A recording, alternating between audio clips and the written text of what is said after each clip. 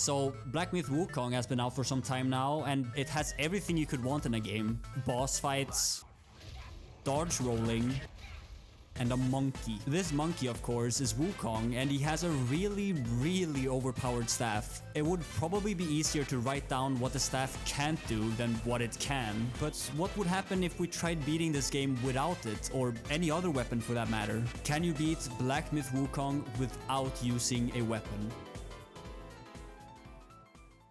Since this game doesn't start with any customization, we are immediately in, and just 2 minutes later, after watching what might just be one of the best opening cinematics in gaming history, we enter our very first combat with this friendly guy. Here we don't even have a health bar and are fully kitted out with Wukong's legendary staff, armor, and all his amazingly versatile spells. So it should be an easy start to the run then, right?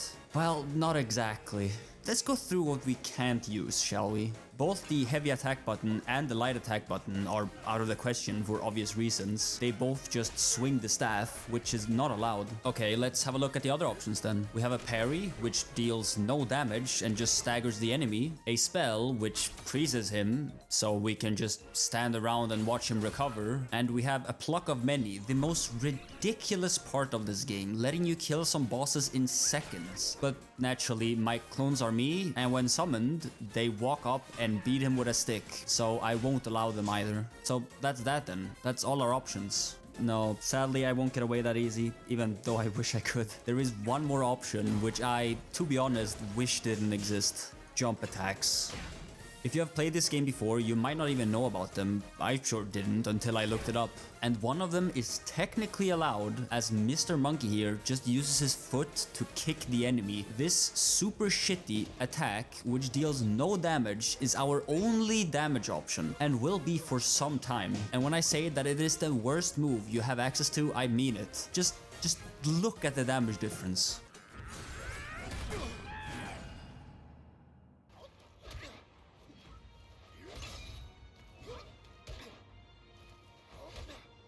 This is actually purgatory. Still, it is a move that deals damage, and we have infinite health here. So after kicking Erlang in the face 144 times, we finally get to see Wukong get body slammed into a boulder and start the game for real. But things don't really get easier from here. The enemies that legitimately take half a second to kill normally take a nice 30 seconds here. Why am I doing this? Time for the first boss fight, the Bull Guard. Thankfully, this guy is an absolute pushover. He has extremely generous openings and barely deals any damage to begin with. So even though my attacks were only doing an extremely small amount of damage, due to how easy all his attacks are to dodge, I easily brought him down to half HP during my first attempt. Here we get interrupted by this small old guy who teaches us the Immobilize spell. This spell is extremely useful, letting you hit most bosses with a full light attack string. However, in this playthrough, it only lets us get off a measly 2 jump attacks on most enemies. So not fantastic, but at this point I'll take any help I can get. Not long thereafter, I managed to take down the Bull Guard, and we have officially beaten 1 out of like 50 bosses. Next, you would normally fight the Wandering Wight, but this didn't really feel like it would be possible. The fact that I dealt so little damage really turns every boss fight into a battle of endurance. Now, I am not terrible at these games, but I am certainly not good enough to flawlessly dodge every attack an enemy has for 10 minutes straight. I would need some other kind of upgrade before taking this fight on, so I continued onwards towards another more reasonable fight, this giant white wolf. He has some really big openings, especially this one where he just sits down and licks himself, allowing for 3, sometimes even 4 attacks to connect. Even with this though, I still got my ass absolutely handed to me, and lost without even getting him down to 80% HP. I could mitigate the difficulty of this fight, at least somewhat, by upgrading my armor, but mostly I would simply have to get good. Still, it did feel really bad, ducking and dodging an enemy for 15 minutes straight, just to die and then have to do it all again. Mostly, it was really just one move that kept hitting me. Every damn time. It's almost instant, so you really just have to know the timing beforehand in order to dodge it. But since every attempt I did took so long, after just 3, I had gotten it completely down. And on my 4th attempt, I actually managed to beat him. And 4 tries might not even sound that bad, but these attempts alone had taken almost 1 whole hour. And for a boss I beat in like 3 minutes the first time around, that is not a good sign. Just 2 minutes later, I ran into the next boss, and again, it was another enemy that I had previously paid zero attention to, who now boasted a real challenge. He has some really annoying homing moves, especially this one that I would constantly jump into. This, combined with all the snakes he summons, made it take me another hour of extremely close attempts. Before I finally beat him on my 5th one. After the fight, he left behind his spirits, and thanks to an old man we ran into just before the fight, I could absorb it into my gourd. This would be our first real upgrade, as I now could transform into him and summon 2 snakes that dealt some pretty lackluster, but not too terrible poison damage. At this point, you might be wondering why I hadn't killed the firewolf yet. Well, I actually did decide to do it, and it was really easy compared to the other fights, as I just barely managed to beat him on my very first try. Defeating him lets us pick up his weapon and now unlocks our very first transformation, which would have been a gigantic upgrade and could really have simplified a lot of the upcoming encounters, if not for the fact that he swings around the weapon in order to attack. To make this challenge feel authentic, I decided to not use any sort of weapon, which does include this. So without any new upgrades, it was time to challenge the white-clad noble. Phase 1 really felt manageable at first, as all the moves were well telegraphed and I managed to get his health bar all the way down to 0 first try, but it is during his phase 2 where things really kick off. Not moveset wise, no, his moveset is actually way easier here, as you easily can bait out his thrusting attacks by just standing far away for an easy punish. Really, it is what happens when he gets below half HP. This is one of the only bosses that has a passive effect during the fight, which the game just doesn't tell you about. Let's see if you can spot it yourself.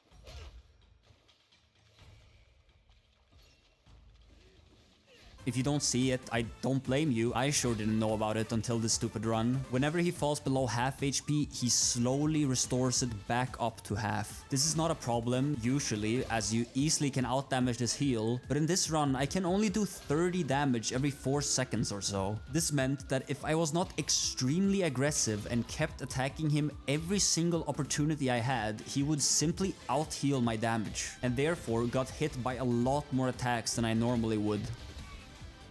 So to have any chance, I basically needed to get into phase 2 with a full gourd, meaning I would need some trick for phase 1. And I did actually happen to find one. The noble has this waiting move where he holds up his weapon and waits for you to approach him. This has a fairly long duration, as he will just stand and watch for up to 10 seconds, and it's this that we can abuse. By landing a jump attack and holding back during the jump animation, I could get just far enough away from him to have him continue this animation instead of attacking. And since he still continues with the animation, I could then simply repeat the process for sometimes up to 20 attacks. This let me fairly consistently make it to phase 2 without having to heal almost at all. Despite this, it was still far from easy. Even when I got his HP low enough, I had to be so aggressive to not just immediately lose. And after over 2 hours and a dozen attempts, I finally beat him.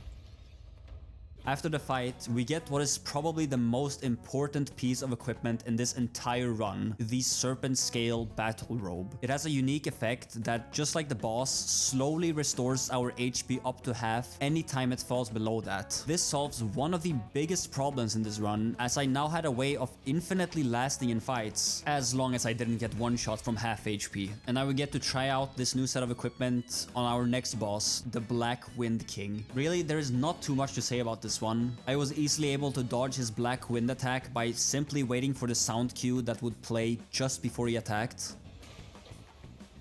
And thanks to the passive healing from my armor, I got him on my second try. Here we get to learn Cloud Step, the first spell that is actually useful. It turns us into mist, leaving behind a copy to distract enemies, and allows us to execute an enhanced attack, which almost always lands. Finally, with all these upgrades, it was time to backtrack and face the Wandering Wight. And for being the second boss you can find, this guy is really quite tough. What makes this fight so rough is just the sheer amount of damage that he deals. Still though, thanks to my slow, constant healing, and to the fact I could constantly dodge his scariest attacks with my Cloud Step, I did manage to do it in just one try.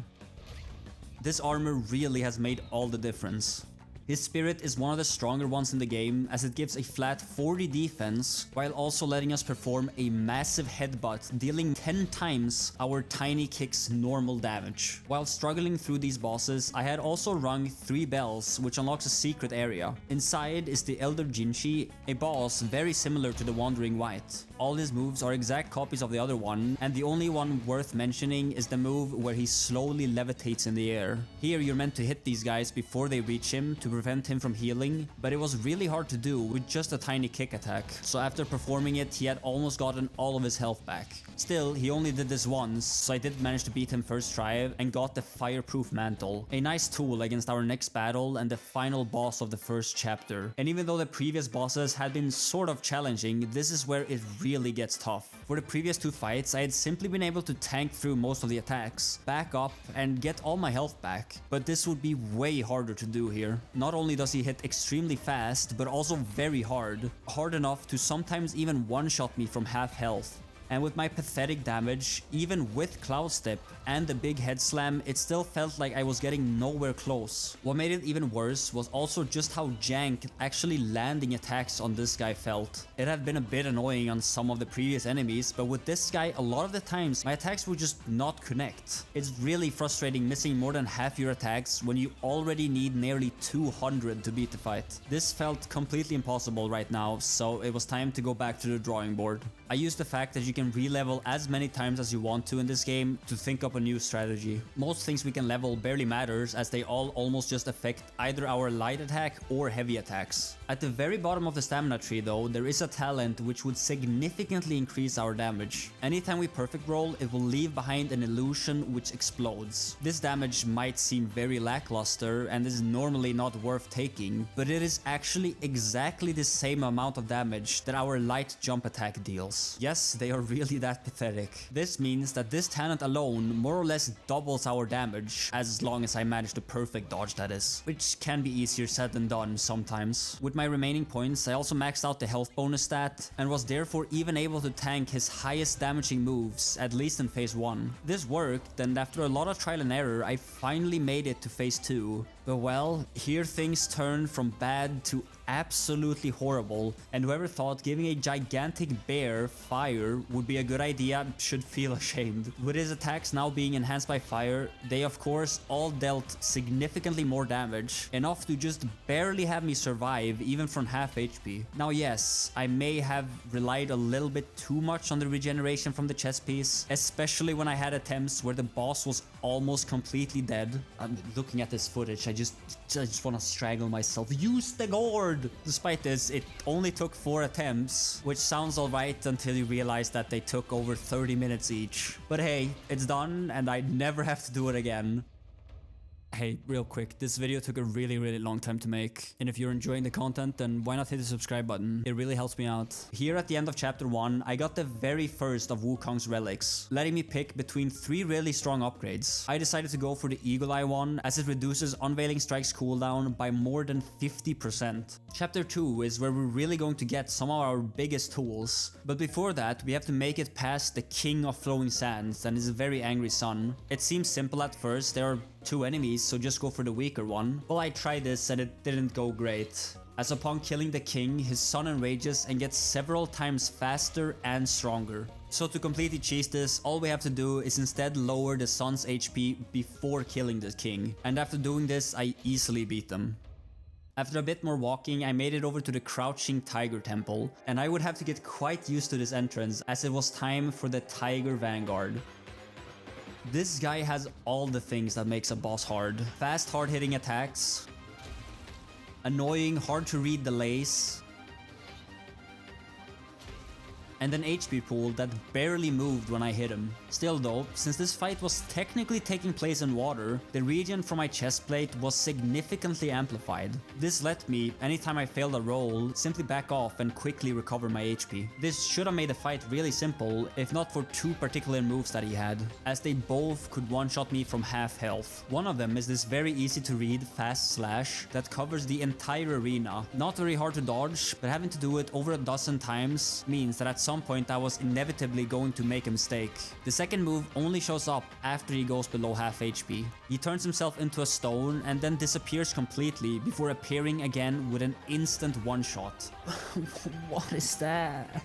After dying a few times, I noticed that I could dodge it by using Cloud Step, as he instead would target my illusion, and this worked great, up until I ran out of mana. Again, I would just have to get good, and after a few hours of attempts, I had gotten all of his attacks down to a T, finally letting me claim victory. After this battle, I got Rock Solid, a very fast parry that I loved in the normal game, but since I cannot really make use of its stagger here, I decided to keep using Cloud Step. After suffering a few more deaths to this random acolyte guy than I'd like to admit, I made it over to the Stone Vanguard, and this was finally a simple one. Although I did have to dropkick him a solid 200 times, his entire moveset made it all very simple, with extremely slow and easy to dodge attacks. One attempt was all it took, and finally we are going to get some upgrades. First, I got the spell A Pluck of Many, which lets me summon multiple copies of myself. Sounds great up until you realize that they simply will poke enemies with their stick, so this spell is entirely unavailable. Instead, I went after one of these headless statues, as its spirit grants us a bonus to all jump attacks. An increase of 6 damage might not seem that much, but it really adds up when it's 6 damage hundreds of times. Next up, it is time to fix the fact that I cannot use my transformation whatsoever by beating up this completely inanimate Mother of Stones and bringing its essence to this rock guy here. He decides to try and run away with it, but after beating the ever-living shit out of him, he changes his mind and gives us the Azure Dust spell. It lets me transform into a Rockwai, and unlike every other transformation, this one importantly does not wield a weapon, and so is fair game. By tanking enough damage, it can unleash a massive attack, and if I play it right, I can do this twice per transformation, finally giving me a move that can deal more than 50 damn damage. With this upgrade, it was time to make my way into Chapter 2's secret area and fight a giant beetle. And to say that his HP pool is large would be an understatement. This looked to be the longest battle yet, as I only was able to do a fourth of its HP in 10 minutes. But thankfully, here is where a phase transition happens and this giant rat decides to come to my aid. And just like that, we have won the battle. This guy is crazy and simply soloed the entire fight without me having to interfere at all. After this clearly well-deserved victory, we are granted our second vessel, the Wind Tamer, which can be activated to grant a huge damage reduction bonus and will be extremely helpful in what is the final boss of Chapter 2, the Yellow Wind Sage. This is the boss that I've seen a lot of people struggle with when playing for the first time, but for some reason it felt way easier here than during my first playthrough. The first part of the fight is not really that bad. Most of his moves are fairly slow and do not even deal that much damage, and I could mostly just slowly recover it. At half health, he does bring out this giant tornado, but thanks to the vessel we just got, this can also be negated entirely. I must have gotten lucky or something because I almost managed to beat him during my very first attempt, mostly thanks to my new transformation. I'm not sure I would have had the patience to beat this without it. My second attempt did not go nearly as well as the first one, but somehow I got into a flow state during my third one, barely getting hurt at all, and was able to live long enough to get a third transformation and finish this fight. We are now in Chapter 3, and this is where some of these fights really start picking up pace. Not this first one though, this monkey is not even worth mentioning. No, I am talking about this dragon, and this fight was rough. The dragon only has very small openings between its attacks, where it lowers its head slightly. This is usually where you can just charge up a heavy attack and have it stagger the dragon, but my small kicks had no chance of achieving this. What made things even worse was also the camera. I can't see anything! I think the camera in this game is outstanding in every single fight apart from this one. Great camera, yeah. No, that's excellent. Really, I was only able to do any sort of relevant damage while in my transformation, and kinda just had to duck and weave around the dragon till it got back off cooldown.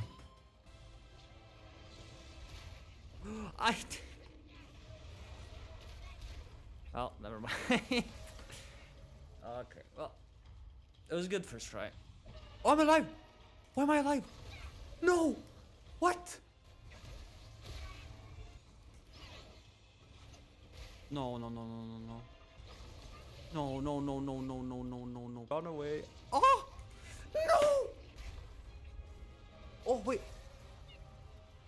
Why, how am I alive? How does that work? I don't get the grab. It's so close. No! Eventually though, I managed to just barely survive until a third transformation and beat this fight.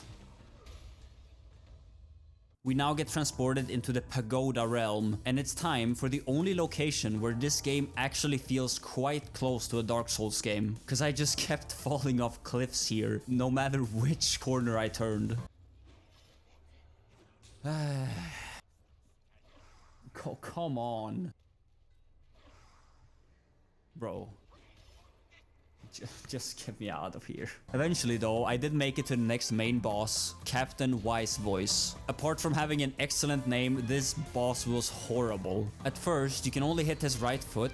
This part of him barely takes any damage, since you're meant to hit it hard enough for him to fall over. I could not do this though, I simply lacked the damage. No matter if I kicked him constantly for a minute straight, he simply would never fall over. The only time I managed to get him to fall was through my transformation, but usually I would not have any burst left after doing so.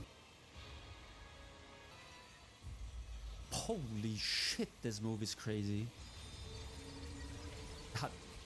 How do you dodge that? What? The only saving grace in this fight was the fact that he had this move. It puts an effect on us, which does cut my HP in half, but it also has a lesser known effect, giving me more than 100% more damage. So as long as I could survive basically getting one shot by everything, I would at least have some damage. By playing extremely aggressively during this effect, I could actually get him to fall only using my tiny kicks, and actually get in some real damage. And thanks to it, I already got extremely close during my second attempt. No.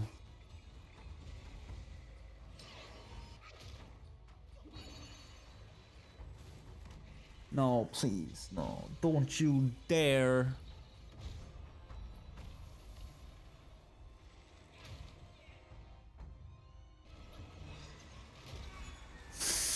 Yeah, that one hurts like a lot. I did get him on the very next attempt though, so it could have been worse, I guess. After climbing some mountain, which turned out to be a giant turtle, it was time to face the Kang Jin star. She has some very cool looking moves, but overall they are not really all that hard to dodge, and I beat her in just 3 attempts, freeing the legendary warrior Bajie. Now at the shore, I could enter a sort of hidden region by beating up this old dragon, having him take me to the Painted Realm, a location which gathers up all the NPCs we've met thus far, but more importantly has a new one called the Yin Tiger, which finally lets me upgrade my regenerative chest piece for a very important defense increase. Below this option is also this other one that simply says challenge, and challenge it is. This guy is no joke, and he basically instantly destroyed me before I had any chance of fighting back. And so instead, it was time to challenge another one of the captains, and this was another really easy one, beating him on only my second attempt. Would have been the first one if he didn't decide to do this.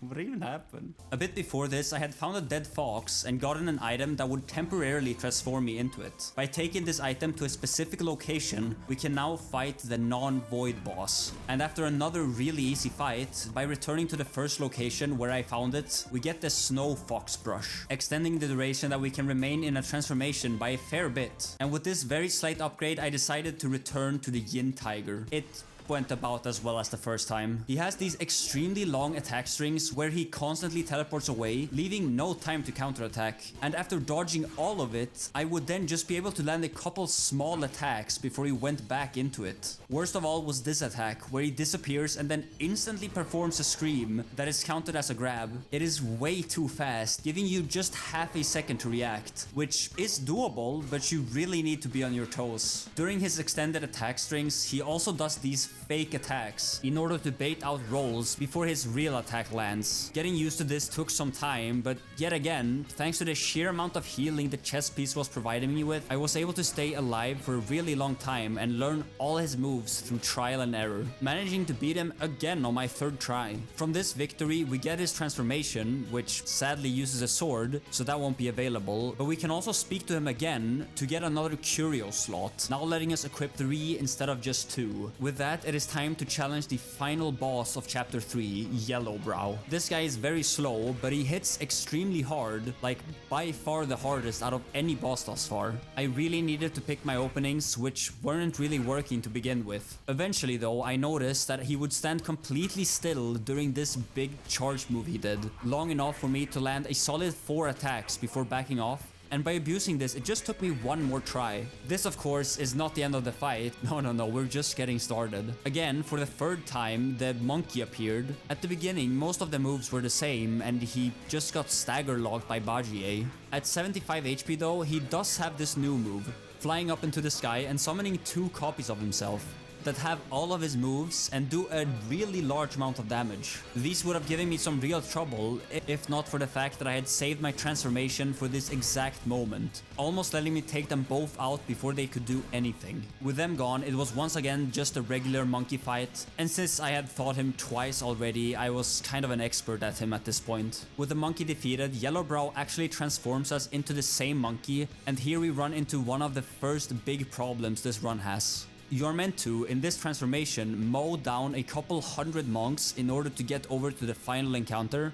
But the problem is that this transformation only has a few attacks, all involving attacking with a sword. I was able to make it past the first couple of hallways, but eventually I got to this point where there seemingly was no way to get past except by attacking them. Somehow though, through sheer willpower, after spamming the jump button, I was barely able to squeeze my way past them and over to the final phase. The first try was a bit awkward. You are meant to attack Yellowbrow in this form to make him revert you, but naturally this was not an option for me, so instead I just kinda stood there looking at him till he beat me to death. Thankfully, upon respawning, we are no longer transformed and can take on this fight normally. Really, this phase is not much harder than the previous one. He has a few new annoying moves, like this one where he leaves a permanent line of electricity on the ground, or this one which kinda traps you, except not really, you can just jump out. At 75 and 25% HP, he also does these phase transitions where a cutscene plays and he lands a guaranteed pretty big hit, but right after he loves just standing around monologuing, letting me get all that lost HP back. Definitely the easiest final act boss yet, if the longest. With that chapter concluded, it was finally time for chapter 4, and for people with arachnophobia, you might have to skip this whole thing, because this act is really Spider the game. I was able to upgrade my armor here by purchasing some fine gold threads from the waypoint shop, and there's also another very nice piece of equipment that we can get right as we fall underground by killing these locust enemies. I found that the best place of farming them was right here at the upper hollow, and after killing around 20 or so, I got the locust mask to drop. It has the effect of further increasing every jumping attack I do, and this is a really big one as it almost increases it by 20 flat damage. I got to test it out right after on a giant centipede and a hand. Regardless, the damage felt really good and I easily beat them both on my first try. I continued exploring and eventually ran into this weird old cocoon, and after beating on it long enough for the audio to bug out, I was face to face with the Venom Taoist. This guy also has a special piece of equipment that we can get. To do it, we need to make 4 of his arms fall off by doing enough damage to them. The problem was that they would only fall off if you dealt a huge amount of damage to him from the back, which is easier said than done. I could easily get him to stay still with Immobilize, but the only way I had enough damage was by transforming. This meant that I had to dodge for 3 minutes just waiting for it to recharge, and then do this 4 times. It sure wasn't fun, but I got it done. And after having him run away, we get the venomous arm guards. Apart from strictly being better than what I was using before, they also come with a flat 3% critical hit chance. And I got a great opportunity to try it out on our boar friend. since he had been corrupted by the spiders or something.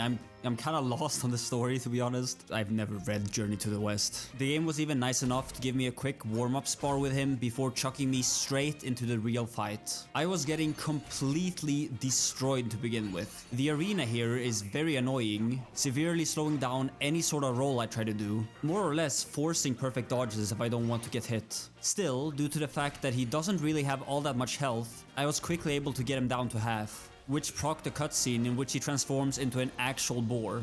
After the cutscene, he enters this really long series of cool attacks that have no real counterattack opportunity. So to dodge this, I just use my transformation. It's just not worth accidentally failing 2 rolls and dying for it. This came with a cost though, as with my transformation on cooldown, it was mostly just sheer panic as I frantically tried to survive while he constantly was attacking me. God, man. And with not even 1 heal left, just as he was beginning the big series of attacks again, I got my transformation back and managed to first try this fight. Bajie is not free from trouble yet though, as he gets dragged away once more by the mother of the spiders. Final spider encounter, I promise. Well, kind of at least. This is a fight that I had no problems with during my first playthrough, but here it was really hard to find any sort of openings when I didn't have any of my special moves available. She staggers really easily, but as we've learned, this is not really something I am very good at doing. And it sure didn't help that this boss was as hard to hit as the bear back in chapter 1.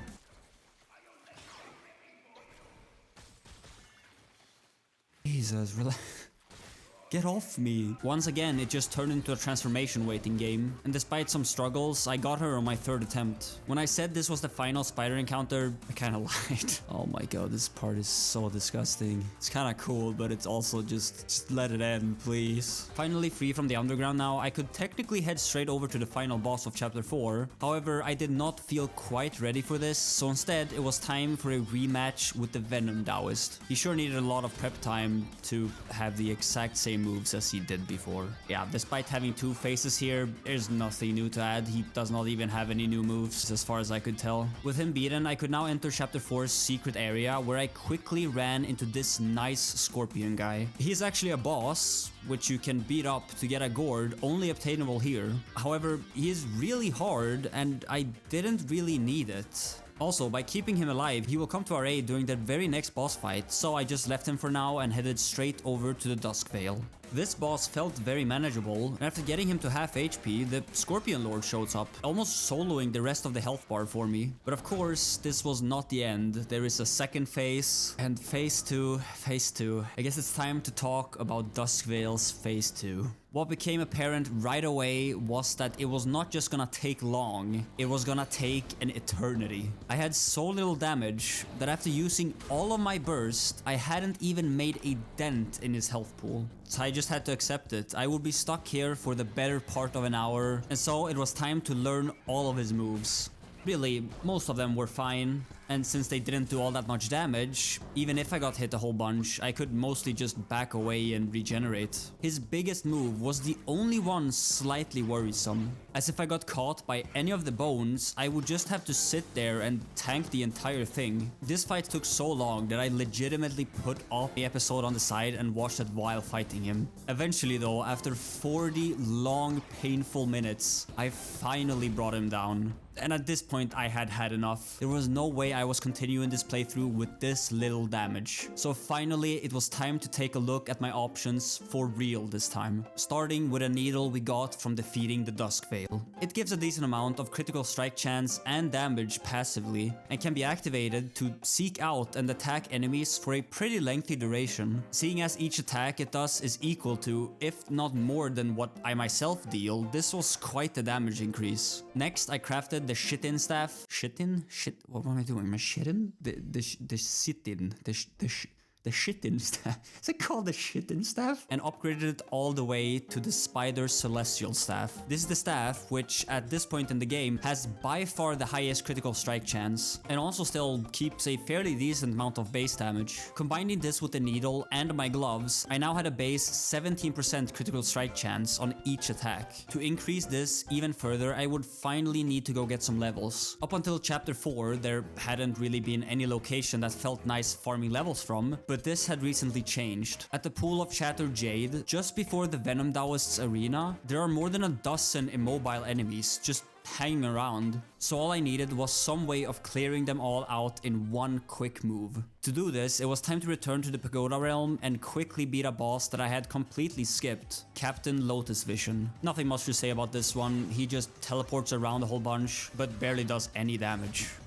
After beating him, all the purple locks on the doors will be gone, and in one of the cells is another new transformation, the Ashen Slumber. Using it transforms us into one of the dual-headed fire rats from Chapter 2. At first, this seems completely useless. It only has weapon attacks, and of course I'm not allowed to use any of them. It's not any of the normal attacks I'm interested in though, as this transformation has something interesting happen when you choose to de-transform it. Instead of just transforming back, it unleashes a huge explosion. By standing in the middle of all these cocoons and using the giant explosion, we can quickly kill them all and get an absurd amount of experience and will. I spent a while here getting 20 levels, and with them could max out my critical strike chance and critical damage. Also respecing to grab the increased critical strike damage from the very first relic we had collected all the way back in Chapter 1. To make proper use of this, I needed the biggest single attack move I could get, and so it was time to swap back over to the Wandering White Spirit. By combining it with the increased damage talent from Immobilize, I could, as long as I rolled the 1 in 4 chance of critting, deal over 3,000 damage in a single move. Now we just have one more problem to solve. I would only be able to use one of these per fight. To solve this, I just had to make my way past this literally unkillable boss. He is really easy normally, but I couldn't kill him. He just healed to full every 2 minutes. Anyways, behind him is the Sunset of the Nine Skies drink. This drink makes it so that anytime the gourd is used, a small amount of ki is also restored. So as long as I chugged my entire gourd in a fight, I got back just enough ki to use it twice. Feeling very confident with this new build, it was time to face the final boss of Chapter 4, the 100-eyed Taoist Master. And I gotta say, it felt good finally seeing a damage number above 1000. In this particular fight, the needle I just equipped also serves another purpose. At around half health, this boss tries to bring you into another realm, cutting your stamina more than in half. But by using the needle at this point, it will completely prevent this from happening. And after chugging my entire gourd, I got my spirit attack back, which didn't quite finish the fight. I really don't like playing without heals. No way!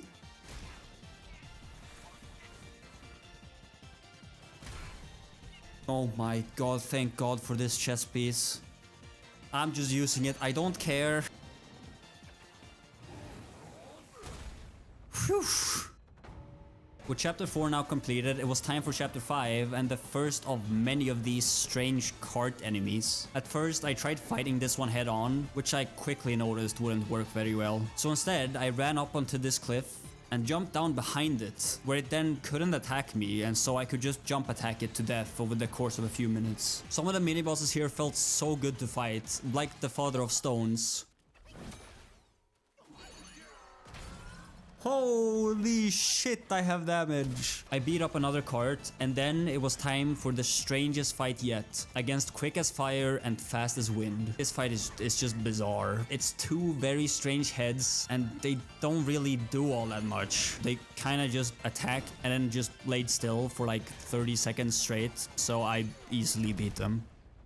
Next was a very similarly strange fight against Misty Cloud and Cloudy Mist. These fucking names, man, what is going on? But these guys would actually prove to be a challenge. You do sort of only fight one of them at once. However, they have this strange tag team system where the other one will help with attacks. And sometimes these attacks can be extremely deadly.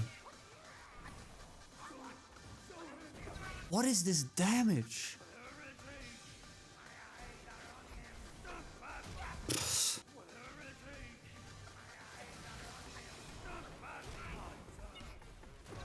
With some crazy attacks. But by making sure to hold most of my burst for Cloudy Mist, the more deadly of them, I was able to bring him down almost without him being able to do anything. And with this fight now being a 1v1, it really was no problem. 4 attempts was all this one took.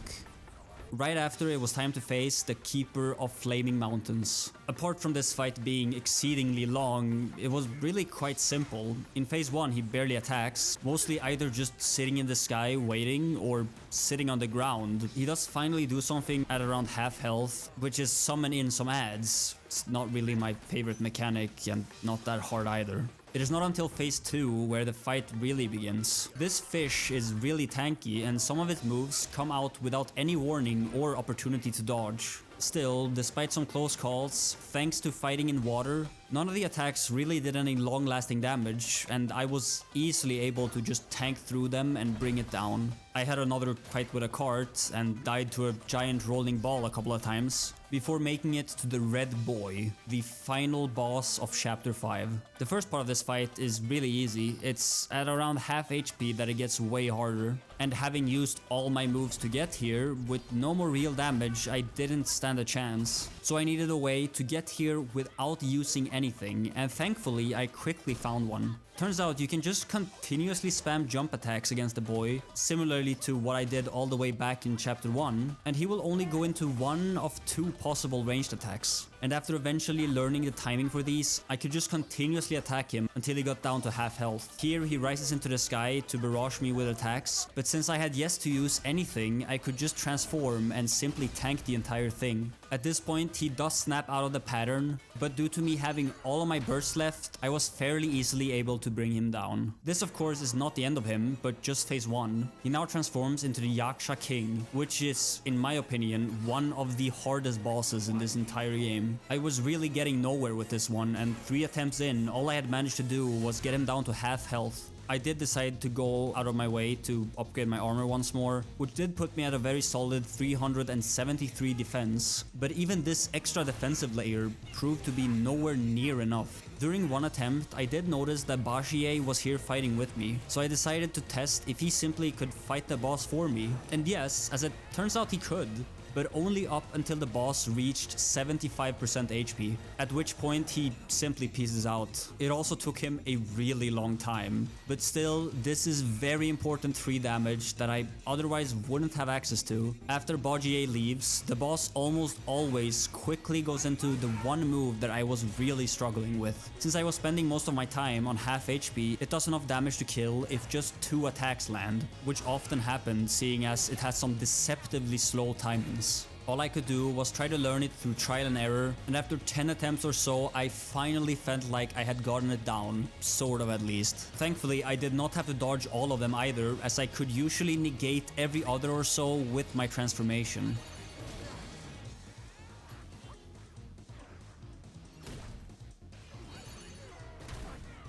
Crit. Can the needle stop circling him please and just hit him? I need this damage. Of course he does it again.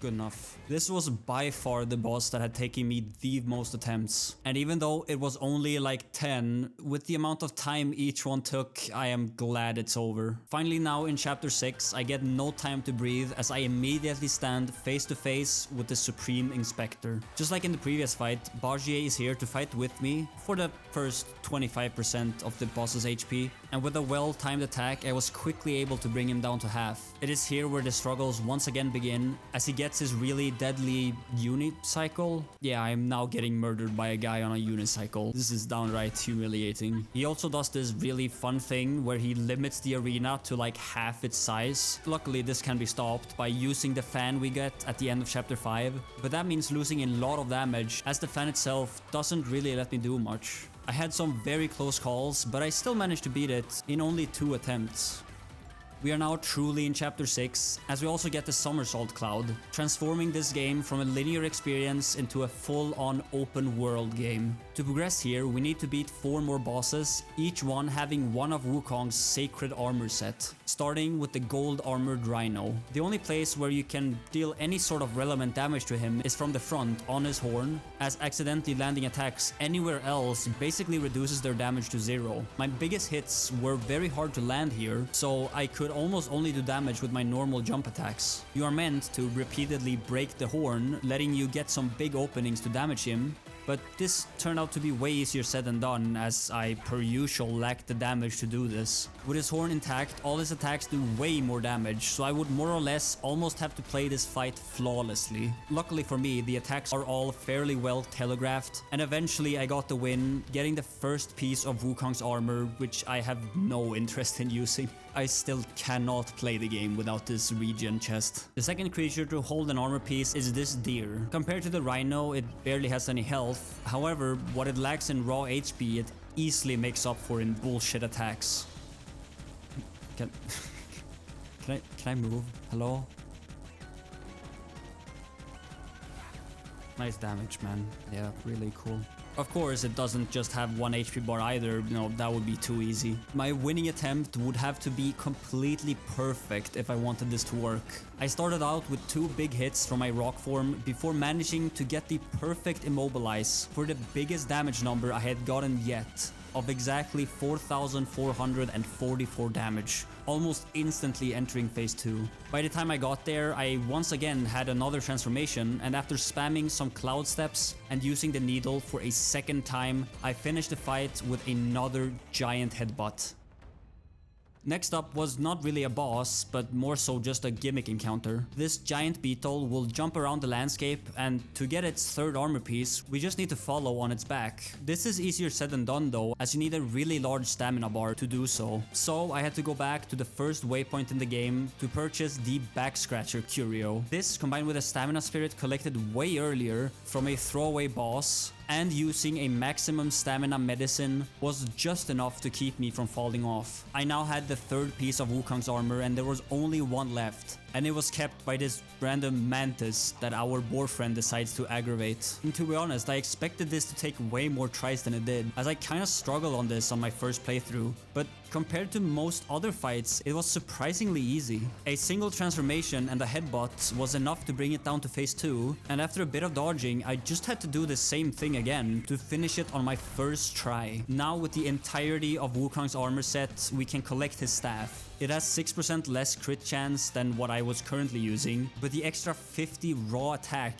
easily made up for it. And even though I didn't want to use the entire set, as my chest piece and head piece were so important, I could still use the gloves that come with a free 4% crit chance and the legs for the 3-piece set bonus, giving me an extra 8% crit for a short duration after casting any spell. We have now finally arrived at the last hurdle, the final boss fight against Wukong's own vessel, the Stone Monkey. To no one's surprise, this fight just took an eternity. As there is more than one phase, I didn't really want to spend any of my resources on this first easy part, but this meant that I had to do this every single attempt. Not a very fun way to spend the first 5 minutes of the encounter.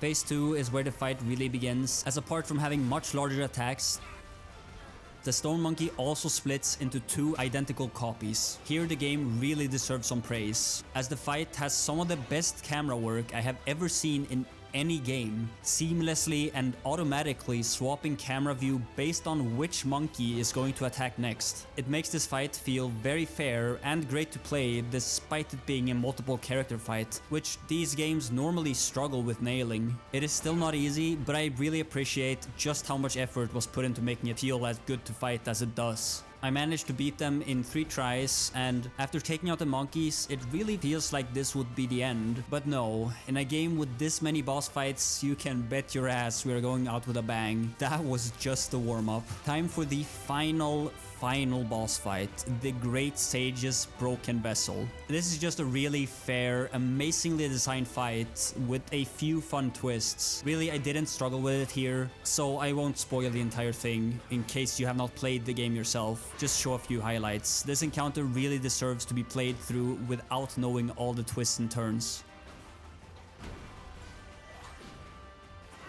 Bro, relax. You thought 3 phases were enough? Phase 4! Man, I love water. There's no way I would have won if this wasn't in this arena.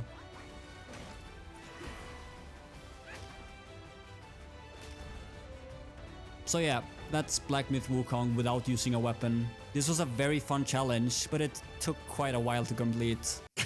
Really, this game is not that hard, at least compared to Souls-likes, but I don't think it has to be either. It feels like they nailed the balance, and it's a nice break from the normal Souls games, where you for once don't get your shit kicked in every 2 seconds. So if you have not played it already, which from looking at the numbers this game got on release, you probably have, do go check it out, you won't regret it. Who even watched this far? Is anyone even here? Am I just talking to myself? I might just be talking to myself. Anyways, thanks for watching. Normal Baldur's Gate stuff will be coming very soon. Bye-bye.